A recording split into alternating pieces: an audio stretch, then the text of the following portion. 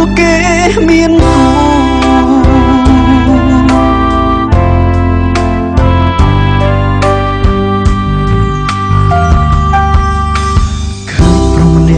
ូខ្ញុំចង់តែហួយគេមិនដឹងអ្វីទើបមិនគូ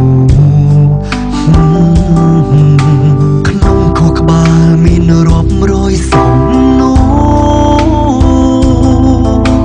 ចង់សួរឲ្យមេឆ្លើយថាហេតុអ្វីមនុស្សស្រីច្រើនណាស់មិនដេចស្នេហ៍ម្នាក់នេះមិនដេចឲ្យខ្ញុំឈួតរាល់ថ្ងៃខ្ញុំគ្មានចិត្តបំពេញនាងដទៃផែនដីឈប់លេងសើចទៅ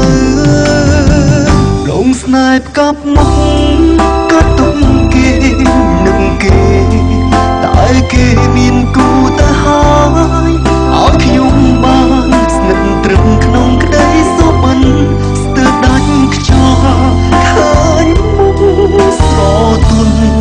ពលនោះខ្ញុំថាមិនបានស្រឡាញ់តែអបមិនបានព្រោះគេមានគូ